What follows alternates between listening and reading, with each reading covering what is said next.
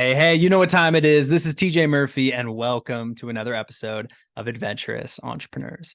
My guest today is Justin Coates. Justin is an entrepreneur, pilot, and founder of Frenzy Esports, an organization dedicated to fostering positive gaming experiences and bridging the gap between parents and children in the gaming world. After serving in the Marine Corps, Justin initially pursued a career in aviation, but found the constant relocation and limited family time challenging. He transitioned to becoming a professional drone pilot and eventually ventured into Amazon product sales before establishing his own Amazon sales agency. Justin's journey took an exciting turn when he rekindled his passion for gaming, particularly with his son. This experience inspired the creation of Frenzy Esports, where he envisions building a supportive environment where families and communities can come together to navigate the digital world, ensuring that gaming becomes a source of connection and growth for the next generation. Just a few of the golden takeaways Justin shares in this episode are life lessons from the Marine Corps to becoming an entrepreneur, the transformative power of embracing failure as a stepping stone, how to start adopting AI into your life, and the nuanced ways technology is reshaping human connections and experiences. So, without further ado, this is me and Justin Coates.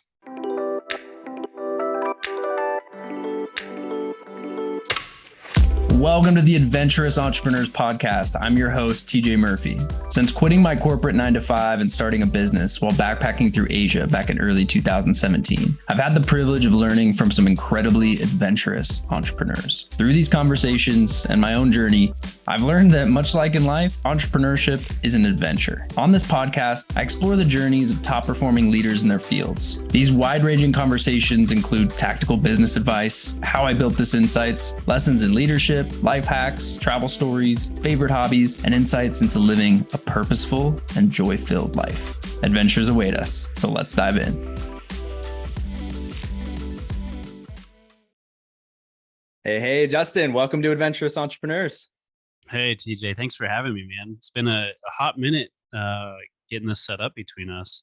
It has, man, but it's just kind of built up the anticipation. Yeah. So Yeah, I'm really, really excited for the conversation and appreciate you being here. So love to start with just a bit of background on the journey. And I'm going to tee this up to be a little bit heady. So I hope it's not too deep right out the gate, but we've talked, and today's Justin is somebody who looks to the future with optimism and excitement. But you've shared with me that you haven't always been this way. You've gone through a lot of change on your path, a path that has led you to start a family, through 5 years in the Marine Corps, being a professional drone pilot, working a 9-to-5 and starting a business in 2018, then selling that business, and now continuing your entrepreneurial journey with your new company, Frenzy Esports. So can you start us off by sharing a bit about how that journey transformed your attitude and just your outlook and sense of responsibility, and how you've really been able to hone in on who you are today? Yeah. Man, I think the best place to start this is kind of in the middle, or what feels like the middle to me. As in 2012, I was 25, currently 36, do math. 11 years. Yeah. Yeah.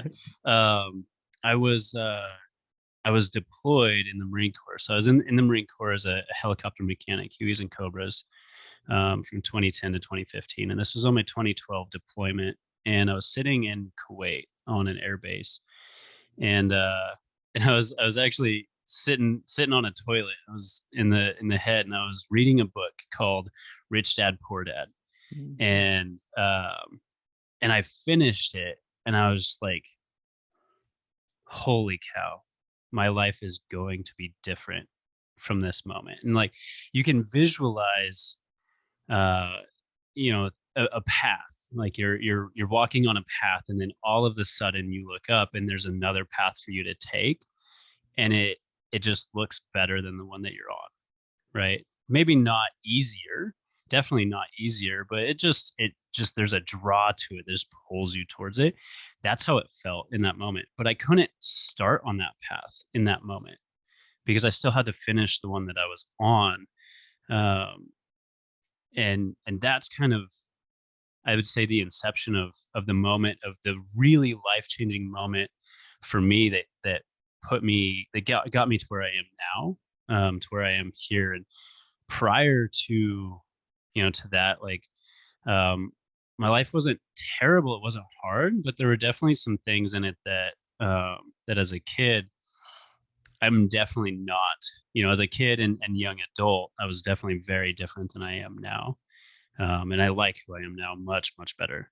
It's much happier, less negativity, less anger. So yeah, I'd say that's kind of where we start that journey. Awesome, man. And what was it about Rich Dad Poor Dad specifically? It's a great book.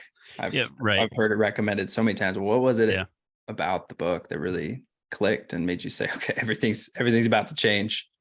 Um, the concept of owning your own business, the concept of being able to make your own decisions instead of somebody making a decision for you. There's, throughout a majority of my life, there's just resistance to the system, to the man, right? Um, and for the longest time, I just kind of chalked it up as like immature resistance, because that's a phase that you go through, or a phase that people go through, and you just need to learn how to be told what to do and learn how to, be pushed around, and just accept that as your path. But when I read that book, it was like, wait, I can choose for myself how I feel and what I do, right? And I didn't really embody the how I feel as much as I can choose what I do. Like I am, uh I have agency over my future, right? I think that was probably the piece, and it was like listening or reading this guy's story about how he was able to just build his own life, um, his own way, really drew me in. Right. I'm a really like heavy thinker. I think really deep. I think in the clouds, a lot. It's often referred to as like a visionary style thinking. And so the idea of being able to control my own destiny in that way was super appealing. And like, wait, I can do that? Mm-hmm. Like, yeah. Yeah, you Okay, I can. don't know how at all. I don't know how. I don't know what the first step is, but okay, somebody else said I can do that. Yeah, and I love it. And Yeah, you ended up absolutely. finishing the journey you were on with the Marine Corps. You were a Yeah. mechanic, then you were a drone pilot, and then you ultimately followed that entrepreneurial calling. You started a business, you exited that business, and now you're starting another company. So let's bring Yeah. things forward to what you're focused on today with Frenzy Esports, because it is such an Mm, awesome and going to have such a huge impact. And I'd love for people to learn more about it. So yeah. give us the Yeah. deets. TJ, if it's okay, would you mind if I kind of answer that question by just kind of explaining high level my story, from childhood to now? Because I would love it that. it all kind of intertwines, right? Gaming and esports is very much a childhood thing. And then, coming back to kind of your original question of how did I get to where I am today? I think it's important to do that. Is that Yeah, okay? I think it'll tie everything together very Yeah, nicely. So please yeah, proceed. yeah. So as a child, I'm kind of going to start this story at 8 years old. Um, and at 8 years old, my father died. And it. I won't get into the story really, but at 8, my dad passed. And I had a little brother, or still have a little brother. But at that moment, he was 6. So we were 2 years apart, 8 and 6. And um, that drastically changed my life. And I, at that moment, just embodied anger and kind of, I don't want to say hatred, because that's a really intense word, but it truly was like anger and everything that came with it for a majority of my life. And so when, going through my childhood, um, video games became part of that release, part of that world that I was able to, I felt I was pretty good at, but also it was an escape. It was like our first kind of, as a society, our first kind of ability to exit our physical reality and get into a digital reality and just be something that we can't be physically. And so, video games became a pretty big part of my teenage years, through high school, um, and then into early adulthood. I was 20 years old, working at Best Buy, and had been for a few years, and met my girlfriend at the time, now wife, and we happened to get pregnant and have our first kid when I was 21. She was 19, and that happened to be 2008, where, unbeknownst to me, I didn't care about the world economic system at the time. I was just a kid trying to have fun and enjoy life. And Yeah. um and we got pregnant, and I was working at Best Buy, 11.25 an hour, and I was like, how the hell am I gonna survive? How is my family gonna survive? And I had a goal to become a helicopter pilot.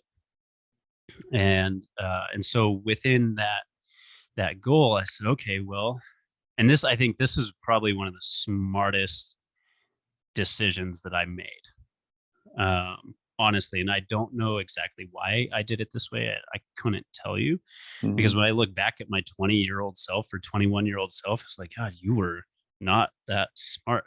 Like, Yeah. you were just living by the seat of your pants, man. You were You were enjoying young, man. life, right? Yep. And so I decided, I said, look, I need to take care of my family. One, like, how do I do that? Two, I want to become a helicopter pilot. How do I do that? Right. And three, if those are the things I want to do, how do I do that to the best of my ability? What does that look like? And to me, that looked like the Marine Corps. Um, the family gets taken care of. And I said, you know what? If I go in and I try to be a helicopter mechanic, then I learn how the thing works very in depth. And and then when I get out, I'll know how it works. So I'll just know how to fly it.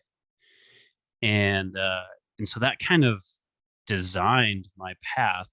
And lo and behold, I mean, anybody that's been in the military or gone through the military, you can't choose your job. Like, you don't, you get to, you sit down with a recruiter and you're like, this is the job I want. And they're like, yeah, good luck, dude. Yeah. But here, sign on the dotted line. Um, and so I did. And my recruiter said, yeah, I can guarantee you something in aviation. And I mean, that's like any number. That's a lot of different jobs you can get. And I got the exact job that I told him I wanted. Don't know how. I was the only one in my training, training group that got that job. And I was like, okay. And then everybody else, there were other aviation options, is what it was. There were other aviation options, and I was the only one that got that job.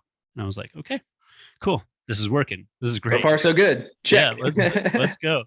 Um, and so, through the journey of the Marine Corps, like, I learned everything about the helicopters. I learned, and I loved it. I loved that job.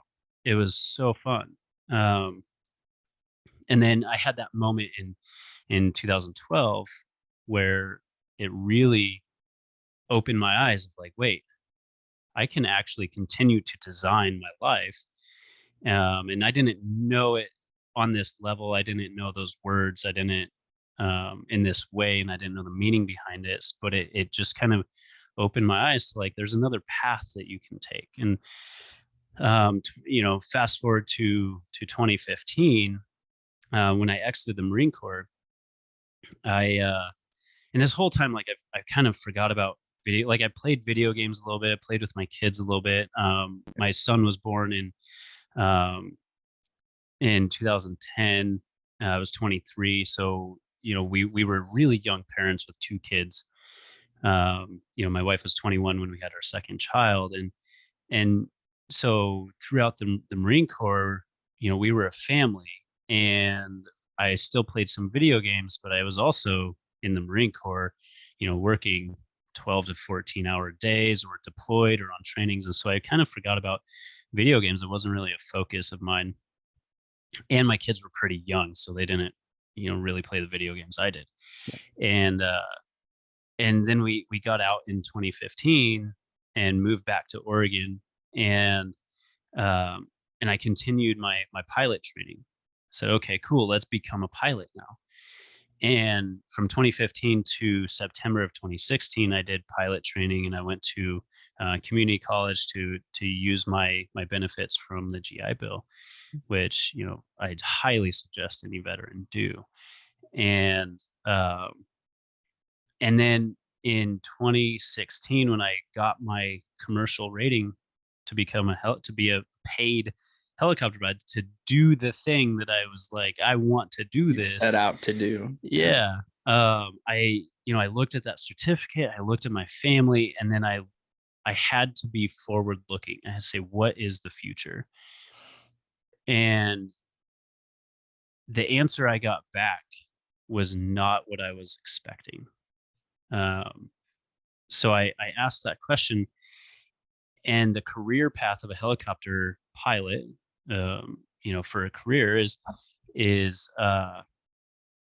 you're starting out and you're moving every 2 years. You're not stationary. Your family gets to move with you, or you never see them. Yeah. So, so they move with you. And because I wanted it to be, my wife and I wanted it to be different than the Marine Corps, where I was always gone and she was home alone. Um, and then also the pay was really not great for a family that has to move. So my wife can't plant roots. My kids can't plant roots. My wife, her career would be curbed because we're moving constantly. Like, it just wasn't something that was conducive to where we were at. And I still had this thing in the back of my head that said, "Hey, Justin, there's another path. Yeah. Rich dad, poor dad. Yeah, like that Yeah. still exists. Where are you?" Um, and so, you know, I think my mentality, my mind state started shifting the last year or so in the Marine Corps, of like more towards positive, letting go of the anger that I had as a kid. And that's a huge part to this transition of being able to allow yourself to take a different path that exists, but you're not walking, right? Your mindset, your mental state. And mentally, I don't think I was fully ready to walk that path yet. There's still some internal work that I needed to do. Um, and that started, about a year before I exited the Marine Corps. That internal work started, where I was letting go of the negativity and the anger, um, and it felt really good. And so, coming back to that moment of being a commercially rated pilot, I was like, wait, Mm. what's the future? Aviation's in my blood. I love it. It's like second nature to me. What's the future? And that was drones. That was UAVs. And so I went and I got a job as a professional drone pilot, and working for a company out of Oregon. And that was awesome. Like, immediately, like, I was now making six figures, and I was like, holy cow, this is great. I've never experienced this kind of money, especially coming from the military. Like, six Yeah. figures is like a level above. And you're tying in the aviation and the gaming to some degree. Oh, totally. Yeah. Yeah, and I started to do some gaming when I got out of the Marine Corps, playing a popular game, League of Legends, and Mm-hmm. right, and so I started to get back into that a little bit, and then I went and got a job flying drones, and it was so amazing.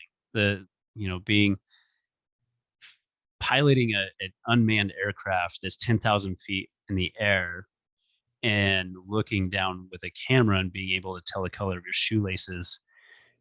It was so cool. And I got to fly over a couple of the major fires in Oregon, in 2017 and 2018, um, and help the firefighters prevent the fires that jump their line, because we flew at night. We did kind of night watch for them and with them, and and that was amazing. But the career there was 6 months deployed, gone, foreign country, and 3 months home, and then 4 or 6 months gone. So in a 12-month time period, I was gone like 10 months, which was great for my family. They were able to stay where they were. So they were able to plant roots and make friends and start a career. But I was gone. There was a piece of the family that was missing. And after 2 years of doing that, it was like, no way.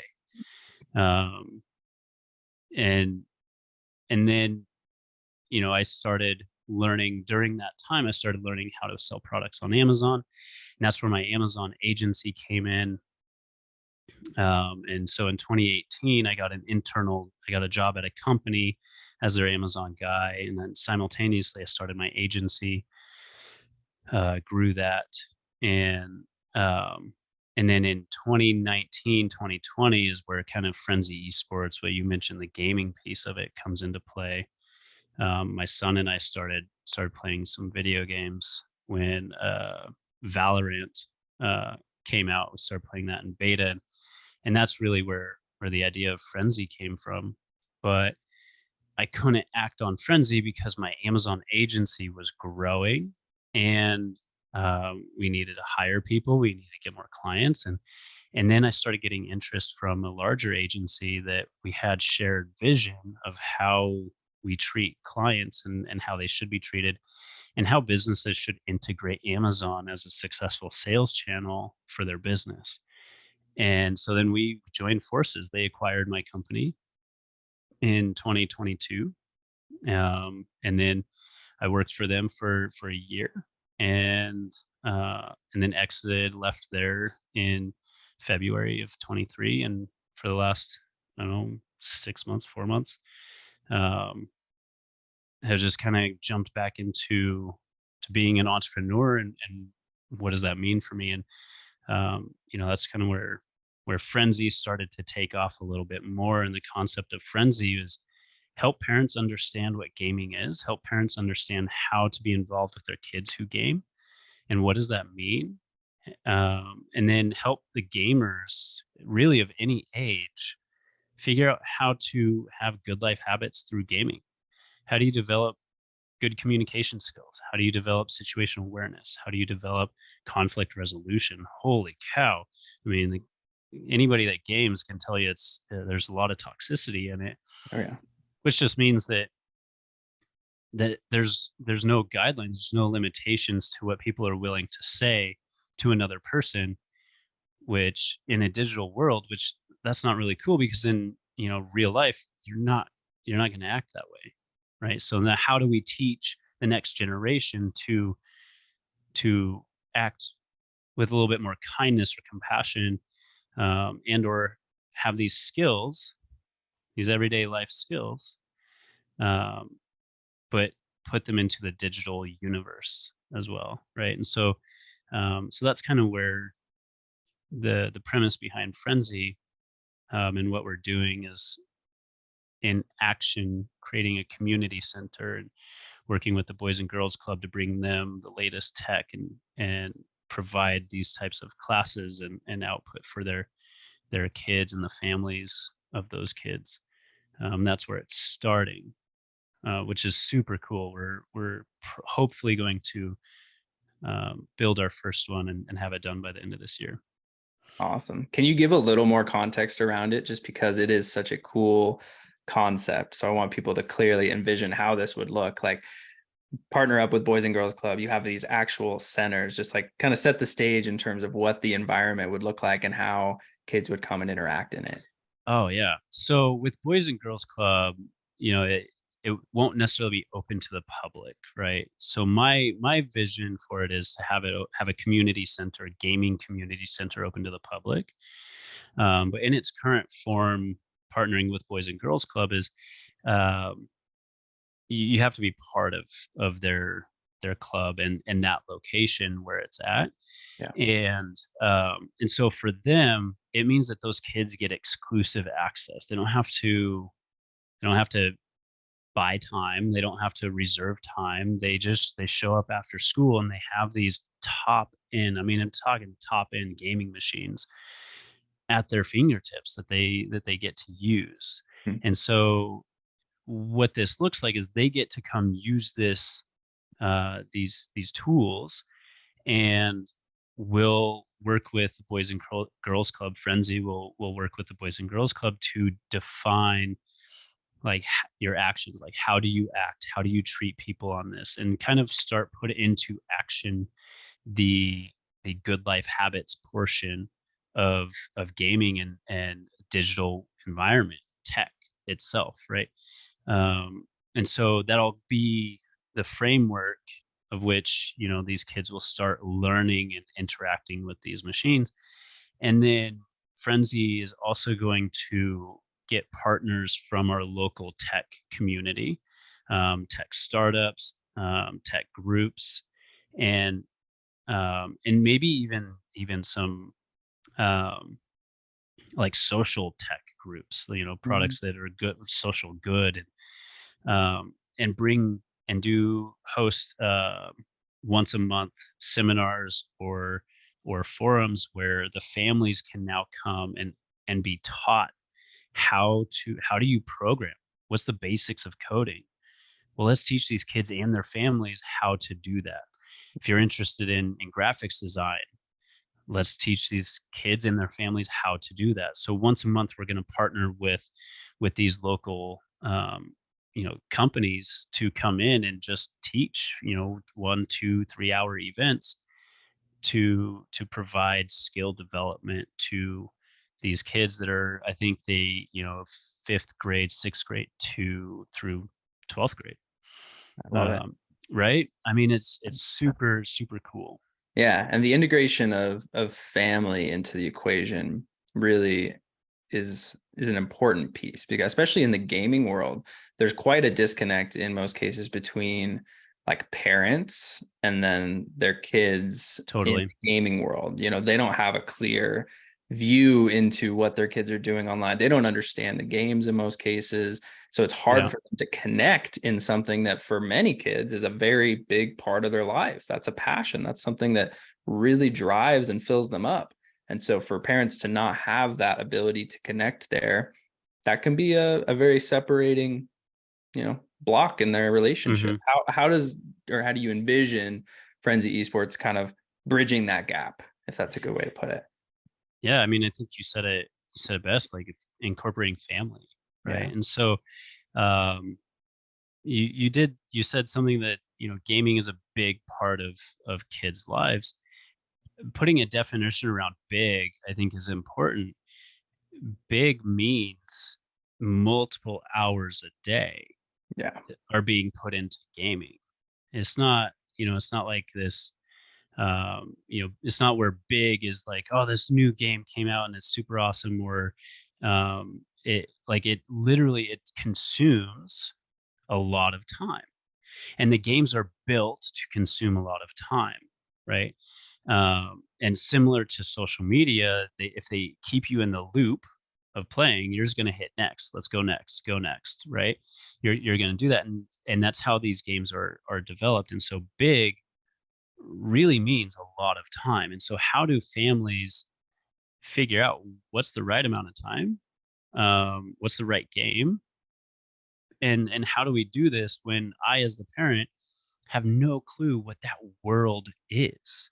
Yeah. And I, and that's kind of the gap that I'm hoping to build a bridge for with these community centers, really, is allowing families to come into the community, right? It's really about building community, and then provide information to the parents, the older generations, and provide information to the gamers, so they both can get positive outcomes from this digital world, multiple digital worlds. Like each game is different, right? Um, and so it really comes down to family and Mhm. community, and you have to do it together. My son and I, we don't necessarily play the same video games anymore. We used to, but we don't anymore. and I'm still involved with his games. I still go sit on his bed and I watch him play a couple rounds. Or there's a streaming service called Twitch.tv. It's where you can go watch people play video games, and Twitch is evolving into, you can watch people cook and do some other stuff now, but it started out with streaming video games.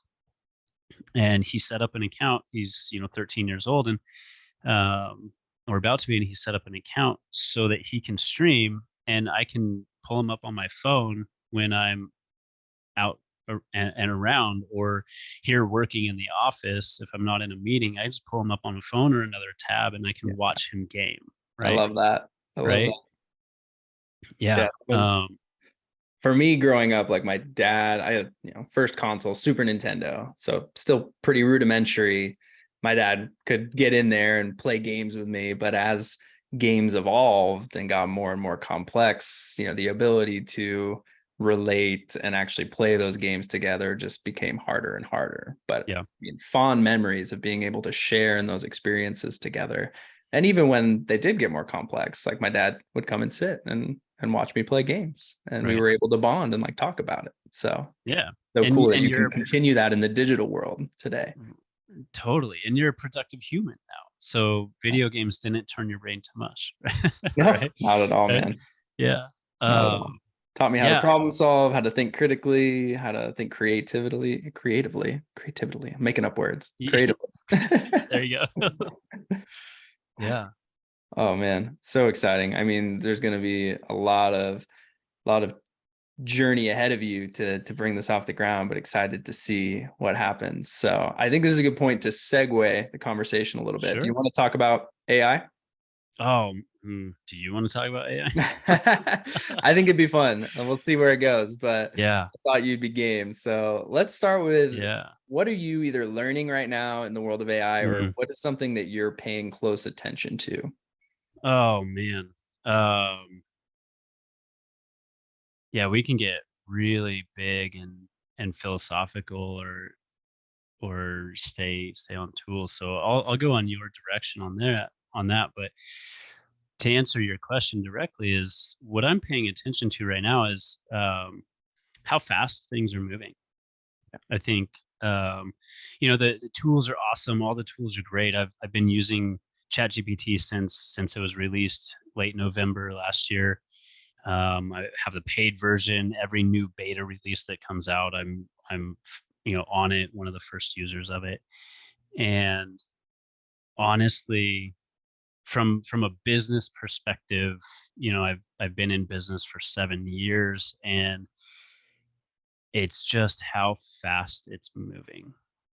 And if you don't start watching it, if you don't start using it, even just a little bit, you don't have to dive in and devote your entire day or week Yeah. or months to doing it, but just a little bit. If you're not doing that, the gap between the haves and the have-nots, the gap between the people who are using it, who are incorporating it, versus the people who are not, or are shy about it, I'm sorry, but you're going to be left behind.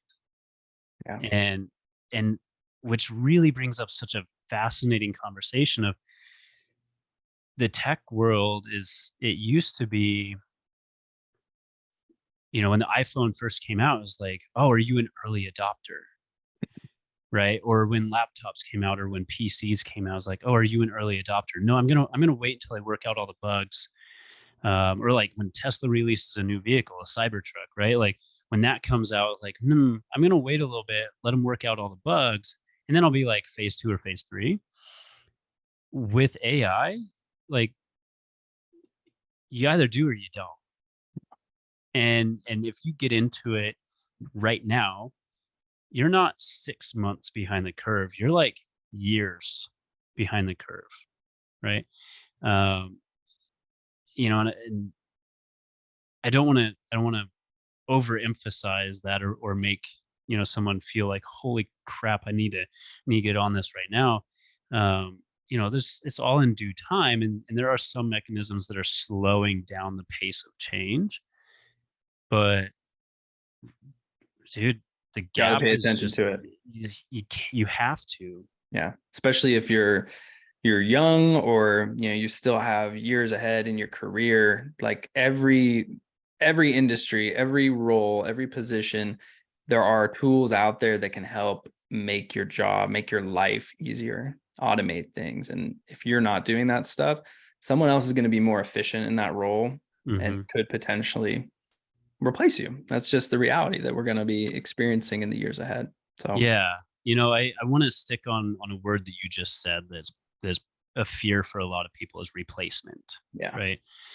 Um, the replacement piece is it's there, it's real, but what's going to happen in the near term, in the shorter term, being 1 to 2 years, is you're going to be replaced by another human who knows how to use these tools. I'm aside from Frenzy, I do growth advising, growth coaching for companies, small to mid-sized companies. And one of the things I'm coaching my CEOs and my founders on is when you're hiring somebody, ask them if they're using AI. And if they aren't, pass. Yeah. Full stop. Full stop. Like they could have 15, 20 years of experience in their industry, and I'm sorry, you pass, because if they're not using AI, they're behind. You know that that's the experience that person has partnered with AI makes that person 10 times better than who they are without AI. Because it's faster, it's more concise. It takes their experience and can just churn out whatever function of that job requires at a pace that they cannot do by themselves. Yeah. It's the And utility. How much can you produce yeah, as a yeah, yeah, employee without the use of AI? You're limited to whatever your cap is. But yep, if you learn these tools, I mean, there's cases where you can 10x, 100x your utility and do it in a fraction of the time. yeah, So absolutely, right. At the bare minimum, it increases your efficiency by some 30%. I've followed some other power users and early adopters. Just people have been using it since December, and one of them, I think in March or April, when OpenAI released the ability to export all of your chats, mhm. he took all of his chats, he put it in Word and got the word count, and then took how fast he can type, words per minute, and did the math and came up with that it's all of the content that he put in there ultimately saved him about 30% of his time.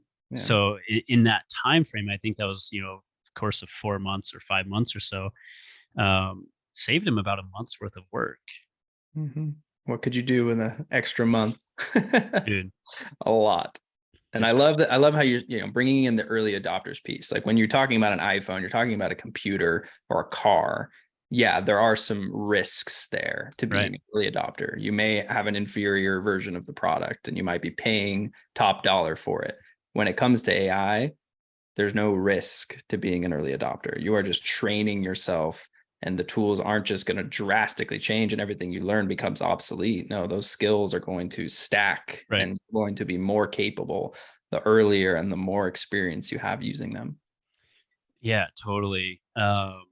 Two things come to mind when you say that. Is one is today is the worst day for AI. Yesterday was the worst day for AI, and today is better than yesterday. And today is the worst day for AI. And then two, the risk, right? That I think the risk of being an early adopter in a Tesla or an iPhone or a new piece of physical tech is you get to experience the bugs that other people wouldn't, that later adopters, mid or late adopters won't experience. So you get to experience the bugs, And what those bugs might mean is your text doesn't send, or your app doesn't open, or your phone shuts off, or the car doesn't speed up immediately when you hit the accelerator, right? Like there's some bugs that you get to experience. So that's the risk there. The risk here, it's not a risk on your output. It's not a risk on your job. It's not a risk on external things. The risk is internal. And this is such a big part of what I talk about in the topic of AI with my coaching, clients, with my business owners, and their teams, when I'm teaching their team members how to incorporate AI. How do you integrate AI into your business? The risk is internal, because it breaking the mold of what used to be possible, right? These chat bots, these large language models, LLMs, are trained on literally trillions and trillions of points of data. Yeah. They can create anything from just 2 words that you put into it. They can create a symphony. They can create a 40-page document, right? And so the risk is like, it's internal, it's emotional. It is, am I ready to experience something that has never been on this level before?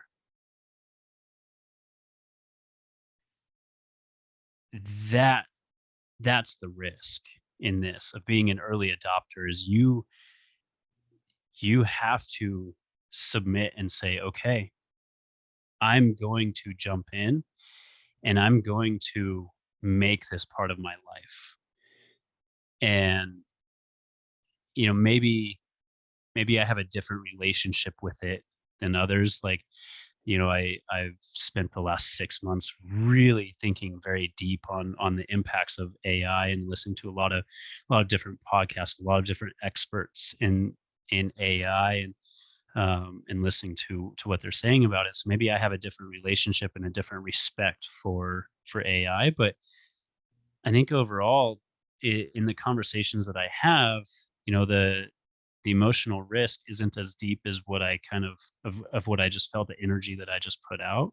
Yeah. Um, but it gets close.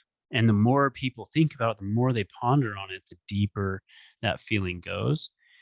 And that's how I know that this is not going away. We can't stop it. Yeah. And if you don't open yourself to its possibilities, to use it as a tool, it is literally the shiniest tool you can put in your tool belt right now. And soon it'll be the shiniest partner you can have in your life, um, to help you achieve or accomplish or get done tasks, and perform at a level never previously thought or doable, right? Um, if you don't adapt to that, then I would love to have a conversation with you. Like, Yeah. I Open invite. honestly, not to convince you, not to convince people to use the tool. I mean, there's a choice that has to be made right now of, I'm going to use AI, and that choice means that you will incorporate AI in the rest of your life, unless at some point you're like, I am 100% against tech, and then you go far away from it. But the other choice right now is, I'm going to continue just being how I have been and what I know, and I'm not going to use this tool. And that there will be, portions of society globally that decide to do that, and operate that way, and it's totally okay. Yeah. So, I'm not trying to convince one way or another, but just laying out the picture of how powerful this tool is. Yeah. Absolutely. So on a more like tactical, productive note, I'm always fascinated to learn how people are using AI in their Yeah. business. Okay. And then I'd Yeah. like to get into recommendations you have for people to actually kind of get into it if they haven't already taken Hmm. that step. So, I mean, for just one example, something that I've done recently in my business is, I'm a marketing person. I do a lot of work on my personal brand, and writing content is Oh always man. one of those things that I just punt it off because I got other things. I got to focus on, my clients. I got to Right. focus on sales. I got to focus on marketing, and the content for my personal brand is crucial because it feeds everything else. It feeds the growth Mm. of my business. So one thing that I've done with ChatGPT is just fed it a ton of content that I've produced over the years, and Okay. and used prompting to have it analyze how I speak, the voice, the tone, the type of emojis that I use, just everything that is TJ's brand, and Yeah. distill that down so that now I can go in and give it a topic. I might just say, hey, write me a post about this topic. Here's a little bit of background. Or, hey, here's another post that someone else did. I want to put this spin on it, but turn this into a new post using my voice, my tone, and everything else. And Hmm. it will spit back a Facebook post, an Uh, Instagram post, whatever I need in my voice for the content topic that I'm trying to write about. And with very minimal editing, I can then go and use that. And mm, it's original to me. It's not something that it just found through the language right. model and spat back out. It's original. And so I use that. And of course, there's always need to edit and fine tune. But I've even found that over the weeks that I've been doing, it's getting better and better at it, because when it misses the mark, Definitely. I'll give it that feedback. Yep. And when it does something really well, I'll give it that feedback as well. So that's Yeah. one example. But what are you using it for in your business? Oh, everything. Yeah. So, you know, the latest thing that I've done with it is kind of what you just mentioned is I've been helping my clients create a brand persona, a brand voice that now their entire company can use to respond to, client emails, vendor emails, internal emails that they can use to write blog content, newsletters, external emails to, you get your brand. It takes branding. You would know this in marketing. It takes your branding to the next level, right? The whole point of having a brand is to be standardized, right?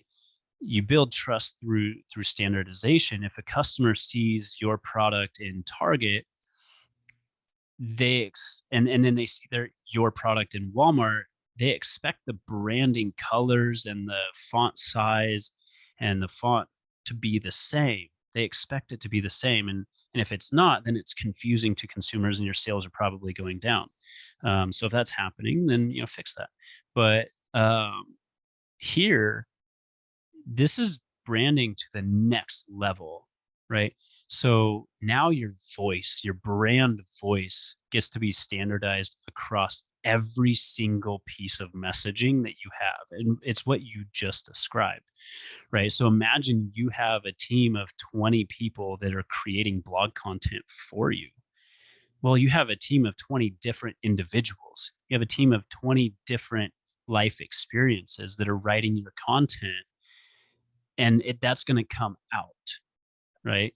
And you can tell that in journalism. You can tell that one personality is going to write a very specific way, and so for a brand, for a company, being able to standardize your messaging and your tone to that level, like you can tell your team of 20, hey, sound happy when you write something, but that's going to mean something different Yeah, to each that's gonna come individual, out right? totally different depending on the person writing it.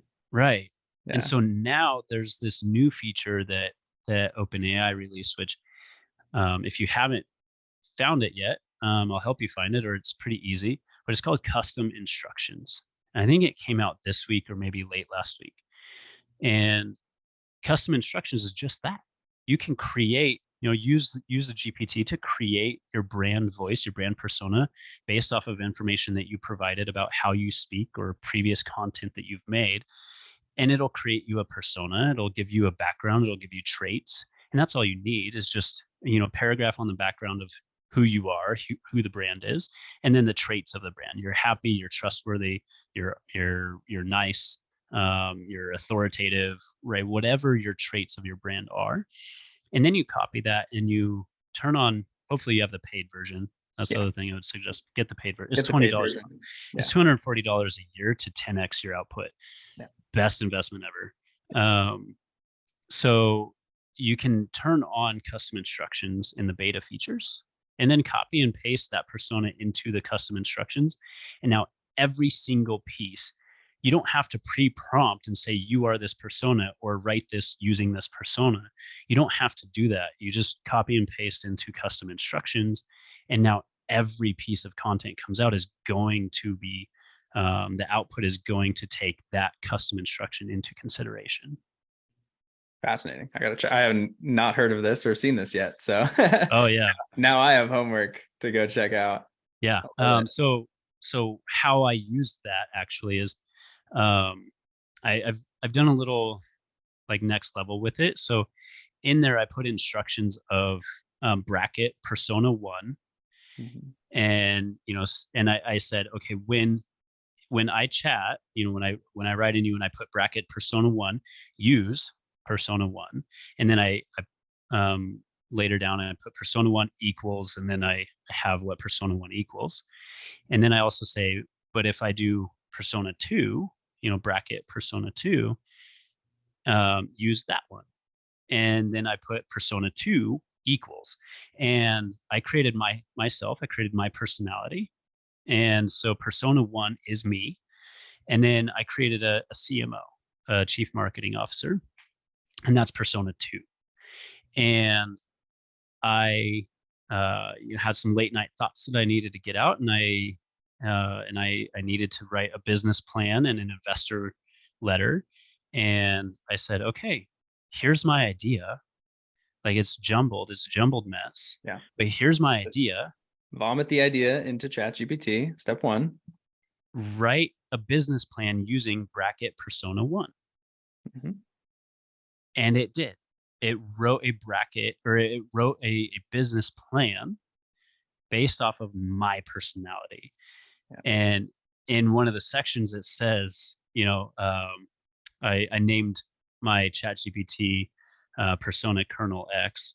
It says Colonel X is an accomplished entrepreneur who has a background in being a drone pilot, helicopter pilot, is ran and sold an Amazon agency. Like it has my personality, and I didn't give that information in my prompt. I just told it my idea, so it pulled it from custom instructions, um, which is just so amazing. And this is what I mean about the speed. 2 weeks ago, this didn't exist. Every chat you had with it, you had to pre-prompt and say, you are this persona, or write this using this persona. Yeah. And now you don't have to do that. Now Which it's, that was still saving a tremendous amount of time. And tons, right? now it's even more. So Right. yeah, just a couple basic formulas that you created that probably took you, 15, 20 minutes to get Not that even. in there. Yeah, Yeah. not even. And now you Yeah. can continue to use that for a variety of different use Yeah. cases. So this is a great way for people to get involved. I mean, that alone, you could go and do either of the things that we just Mhm. described. But are there any other recommendations that you have for people that just haven't gotten on ChatGPT yet? They haven't done anything with AI, but they hear this call. They know that they should look into it and start practicing these tools to become better at X, Y, and Z, whatever they do. What would you recommend in terms of getting started? Start. Yeah. Go to chat.openai.com, or I think it's .com, Mm-hmm. and open an account. You could do the free version. Start with the free version. Yeah. ChatGPT 3.5 Turbo is insanely fast. I don't ever use it until a couple times this week, and its output was so fast compared to 4.0. So start using it. And a starting place, when I have conversations with individuals who are deeply emotionally constrained, or or apprehensive, that's a better word, apprehensive towards using this, AI in its current form, large language models, start with an easy question. Yeah, even just doing What, research, like yes, instead of Googling something. right. Yeah. Mhm. Or start with something easy like I have eggs, bread, and zucchini. Eh, what do I make for breakfast? I Yeah. mean, with those three ingredients, that's pretty obvious what you're gonna make, Yeah. but start with something easy like that. And then gauge test its output. Do you agree with its output? Do you like its output? Right. And just start easy, right? And if you really, really want your mind blown immediately, then start with a really hard question that you specifically have about your world, about your life, about something you should do or shouldn't do. Like ask it for advice. Yeah. Um, it its output is so close to home, right? Um, you can use it in so many different ways. So just start testing with it, just start playing with it and ask it some questions that you may not actually know the answer to, but you can find easily, right? So Mhm. there's a piece there is like it's trained on trillions and trillions and trillions of points of data.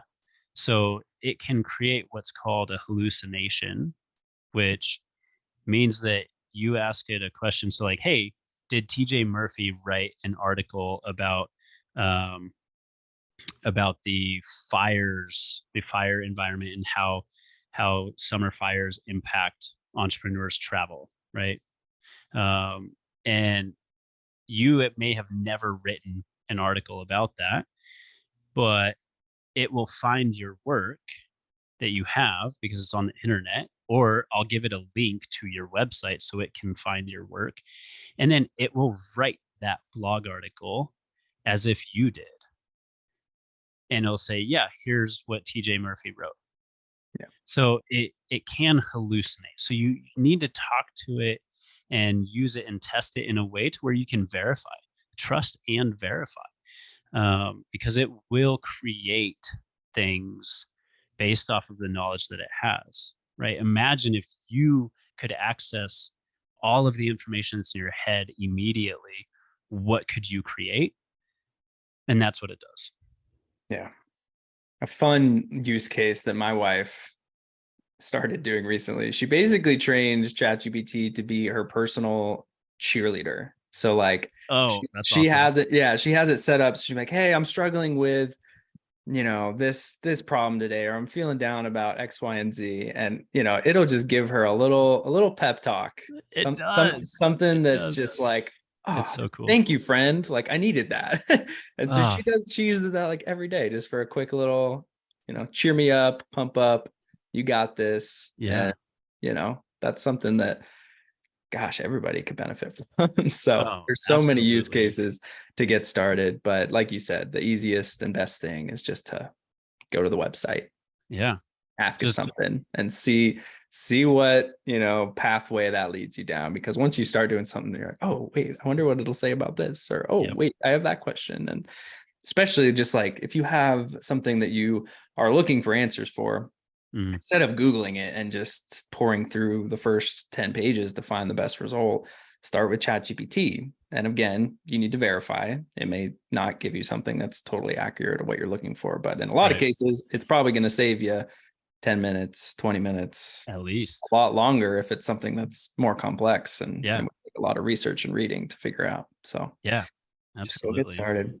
All right, Justin. Well, as we move to wrap things up here, I want to ask a question about just blending work and life because it's so Mm, important. And one of the biggest hurdles that we all face at one time or another is living that well-rounded life and doing the things that bring us joy with the people that we care about most, your family. And yeah. I'm just curious, what does that look like for you? You've had different paths that have taken you away from that, but you've found your way to a place where that's the priority. So how does it look today? Mm. How my life looks today is awesome. I love what I do. I love being a business owner. I love being an entrepreneur. I love my partner, my wife, and what we do together. How we work together is amazing, and um, I just love life, and I love my kids and where they're at and how driven they are and how much they care about, you know, solving problems and being better, being incrementally better. And what I really would say is like you're asking a question about balance, work life balance or what that might be. And I have a couple thoughts on work life balance, and one of them is a pretty easy concept, so it won't take a lot of time. But one of them is whenever whenever you come to a situation where you're trying to evaluate something pretty big, do I take this opportunity? Do I leave my job and try and become an entrepreneur, or do I take this other job, or do I apply for this job that I just don't feel qualified for? But that's my feeling internally. Maybe I am. I don't know. Yeah. Right? Or you're wanting to do what TJ Murphy did, which is travel the world and start his entrepreneurial journey while traveling the world, right? Like that to me is a step that's like, whoa, dude, how do you do that? But in evaluating this, you put simply, right? There's a lot of risk mitigation that you can go through. There's a lot of pro and con list, but it's really, a risk mitigation technique. But ultimately, it comes down to how bad is the bad to get the good, and are you willing to accept that? Yeah. Right? Um, and if I take that concept and I look at all the decisions, joining the Marine Corps, being a drone pilot that takes me away from my family, two big examples, like how bad is the bad to get the good? And as much as you can tell, what is that good, right? And if you can accept that, then accept that. Accept that there will be struggle. There will be hard times. There will be things that are just difficult. And if you accept those, that they are, to get the good that you want on the other side of that, whatever your good is, whatever that looks like to you, then go for it. Absolutely go for it. And then the second thought is around balance in and of itself, work life balance, work profession or life or family or whatever fills those buckets of work and life for you. Understand that the balance doesn't mean 50-50. Balance doesn't mean that the scale is even on both sides, right? Balance means what you said to me is, where are you finding joy? Yeah. Where are you finding fulfillment? Where are you feeling like you are your best version? And if that's working 6 hours a day and with your family 5 hours, then that's what it is. If it's you working 6 hours, going on a bike ride for 2 hours, and then coming home to be with your family for 3 or 4 hours, whatever your time frame is in with your day, right? Like that's balance. Are you feeling happy? Are you feeling like your life is full of joy? Are you feeling fulfilled in what you're doing? And if yes, sit back and evaluate, what does that quote unquote balance actually look like? And more often than not, I'll tell you, it's not going to be an even 50-50 split, right? Something is going to take up more time or mental capacity than something else. But if you're feeling well rounded in that moment, then accept that for what it is. Big theme here, acceptance, right? Accept that for what it is and say, okay, that's what my balance looks like. I don't have to read, you know, LinkedIn, Forbes article about what work life balance should be, right? What's your Different for balance? everyone. Yeah, Yes, exactly. So understand in the in the mini journey of trying to find that balance, that balance isn't actually balanced. It's what you're feeling in your life and what's making you feel happy. Because ultimately, when you're well-rounded, when you're fulfilled and you're full of joy, everyone else benefits. You benefit, your work benefits, your journey is just more positive and just feels great. Uh, right? So, and I know you've experienced that, and you've probably found that throughout your path so far. for sure. But life always throws stuff our way, It and there will does. always be things that may tip the scale one way or the other, but it's the ability to know what it looks like for you and make those fine-tune adjustments to get back to that place of joy. So, Yeah. Yeah. yeah, And accepting that at the phase of life that you're in, and being able to adapt and change, right? yeah. As life brings new things, your scale, your balance might change, Mhm. and reevaluate.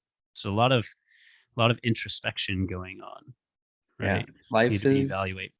about evaluating and adapting. I mean, just hearing your journey, it was a journey of pathways where Multiple. you did that work, you evaluated and you decided, no, I thought my hypothesis was this was going to be a good direction to go in, but really this is what's important. So I'm gonna shift and I'm gonna go down Mm, that road.